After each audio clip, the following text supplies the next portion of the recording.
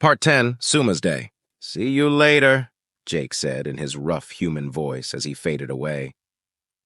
Jake and I just got done performing a few tests to see if he could use magic like I can. After he left, I flew to town to take care of a few tasks that needed tending. It only took me a few minutes to fly to town without Jake. He may be incredibly large and strong, but he is obscenely slow. Normally, it takes over 20 minutes to go from our training area to town with him. My first stop was City Hall. I needed to file paperwork on Jake's spear. All equipment used by familiars needs to be registered. It only took a few minutes. I have my new name that Jake gifted me with to thank for that. Afterward, I flew to the Royal Citadel. I was now a named citizen, and as such I had to present myself before the Grand Duke for inspection. It is an event that is done once every 6 months, so if I did not do it now, it would be another quarter of a year before I could do it again. It was a special occasion. Many lords and nobles come to watch and see how many of their citizens get named. It is an investment in a way.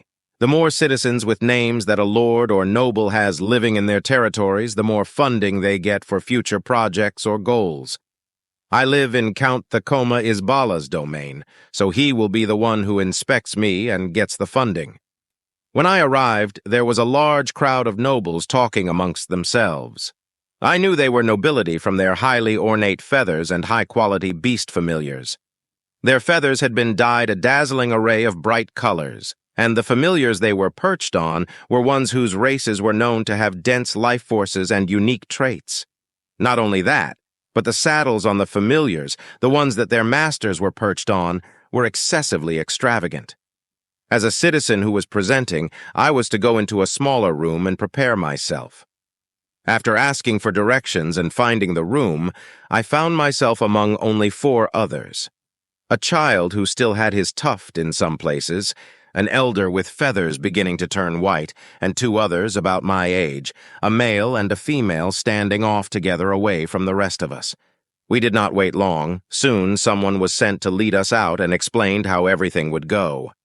She flew into the room and landed on a perch in the center of us all. "Attention, everyone!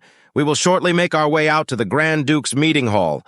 Once we do, you will all fly in and land single file on the perch that I do. It will be a long, narrow bar, so be careful when landing. Afterward, the Grand Duke will enter the room.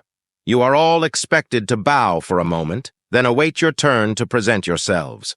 Once you have finished, you will be led out of the chamber by either myself or another chamber representative. After that, you may either leave and return home, or go through the side entrance and watch the rest of the presentations with everyone else." "Does everyone understand?" she concluded. One by one, we each answered that we understood. "Well then, everyone line up and let's begin." We all lined up and one by one flew in a single file line as instructed into the meeting hall. She was not kidding about the narrow bar. I was only barely able to land smoothly. The young child stumbled a bit, but caught himself without falling. Once we had all landed, the Grand Duke flew in and perched atop a high pedestal. We each bowed for a moment as instructed, and the Grand Duke ordered us to rise and for the first of us to step forward.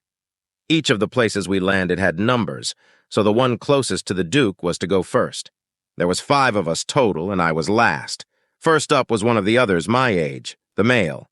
He flew to a perch in the center of the room and began his introduction. "My name is Kwankar, and I reside in Lord Gamut's territory." "Tell me, Kwankar, who gave you your name?" the Grand Duke asked. "My name was given to me by my master, Kalsandi, before his death. I was his apprentice and have taken over his duties and business," Kwankar explained. "And what is it that you do?" the Grand Duke questioned. "I am a craftsman. I deal with construction and creation magics. Some of my duties include repairing buildings, maintaining structures, and fabricating tools used in other trades," Kwankar said. "Important work, Kwankar. You have been seen and your name is recognized by the court. A record of your name shall be made and stored in the city's library. You may take your leave," the Grand Duke said. Kwankar thanked him and was escorted out. Next up was the woman he was with in the waiting room. She flew over and landed gracefully on the center perch. "My name is Selakar, and I reside in Lord Gamut's territory," she said. "Tell me, Selakar, who gave you your name?" the Grand Duke asked. "I was named by my husband's master, Kalsandi, before his death," Selakar said. Ah, not an uncommon occurrence. Tell me, Selikar, what is it that you do? The Duke asked. I am a magical scholar. My focus is on rune magic. My duties include creating runes for different purposes and installing them where needed, she explained. I see, thank you, Selikar. You have been seen and your name is recognized by the court. A record of your name shall be made and stored in the city's library. You may take your leave. She also thanked the Duke and was escorted out. Next in line was the eldest of us. My name is Nook, and I reside in Baron Chiper's domain, the elder said in a breathy, strained voice. Tell me, Nook, who was it that gave you your name? The Duke asked. I was given my name by Baron Chiper as recognition of esteemed military service, Nook said. The Duke thought. It is highly unusual for a noble to name a member of their own territory, but special exceptions aren't unheard of. Do you still work for the military? No, sir. I was given my name once I retired 2.5 months ago, Nook explained. Well then, once we have confirmed your military record, your name will be added to the city's library. You will be sent a notice once we have confirmed everything.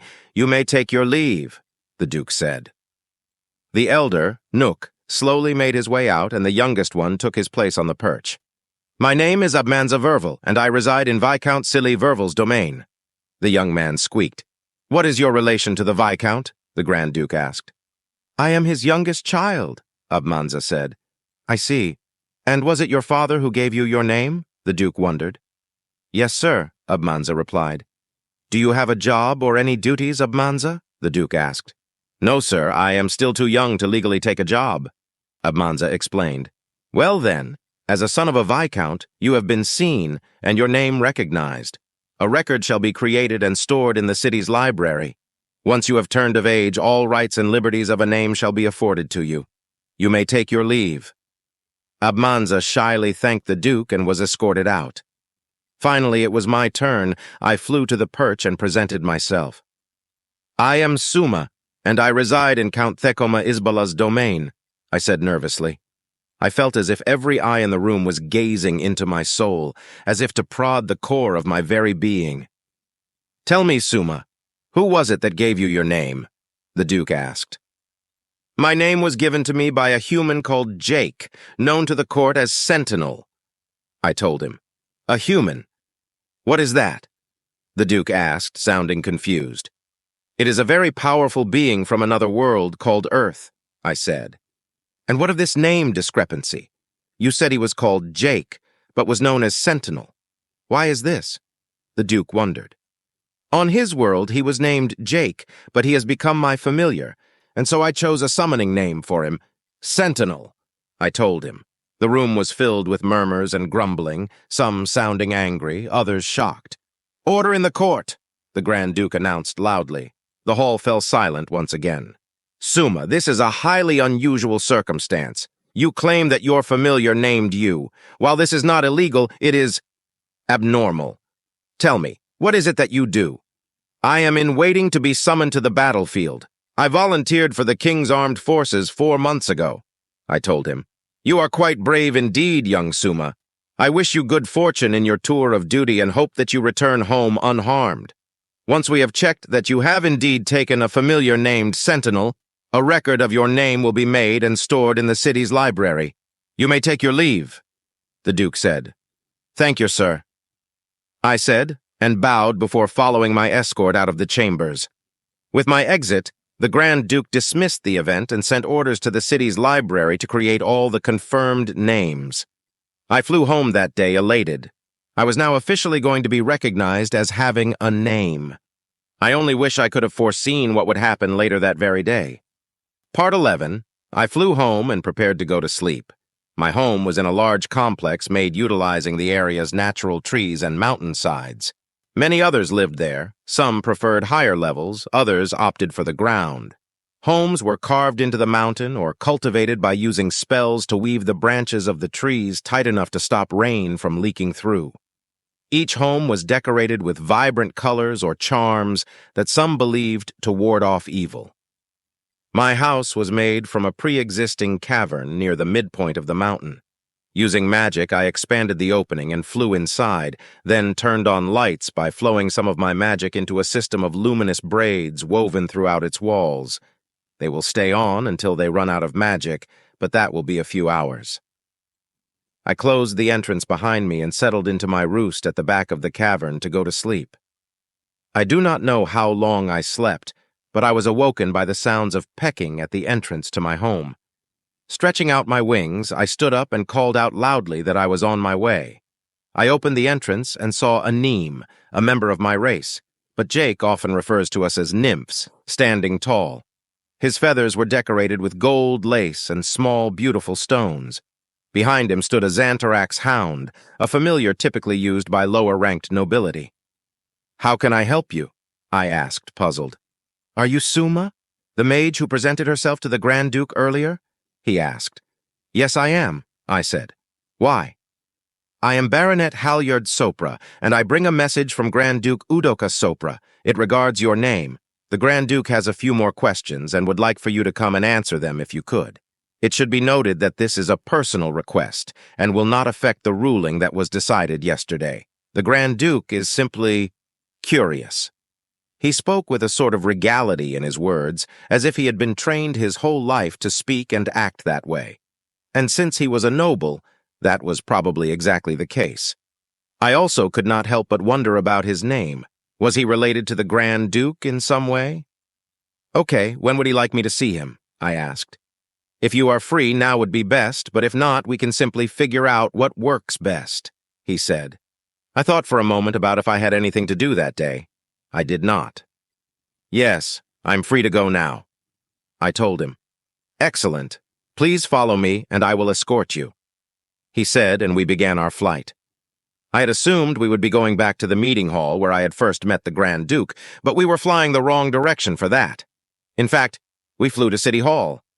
"Excuse me, Sir Sopra, but why are we at City Hall instead of the Royal Citadel?" I asked, as we flew in and found a perch to rest on.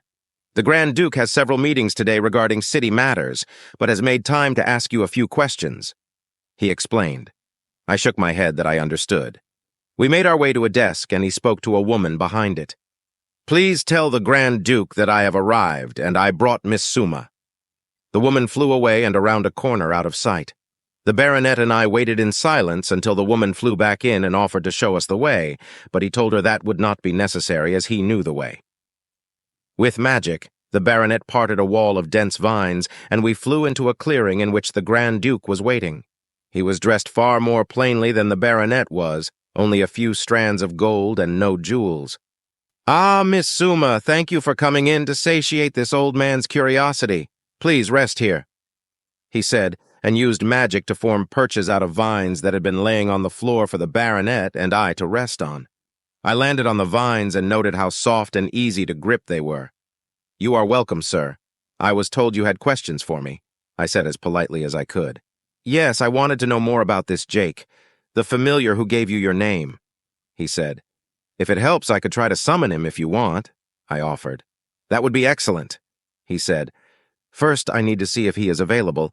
He told me that he works some kind of job when he is not with me, and it requires a good deal of energy and focus, so he might not be able to come." I explained.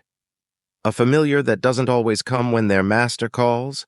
How abnormal," he said, sounding quite shocked. "That is an apt description of our partnership," I said, and contacted Jake. "Jake, are you there?" "Hey, Suma, what's up?" Jake answered. "Are you free to be summoned? I need a bit of help," I said. Not at the moment. If I leave now, I might be too tired to finish work when I get back. Can it wait another—" There was a slight pause. 2 hours? "Yes, I think it can wait. Just call me when you are free, and I will explain," I said, feeling a bit disappointed. "Okay, see you in a bit," he said, and I ended the connection. "I apologize, Grand Duke. He was not available to come yet, but if you would like, he said he would be free in approximately 2 hours," I said. He seemed disappointed. His feathers fell down slightly closer to his body.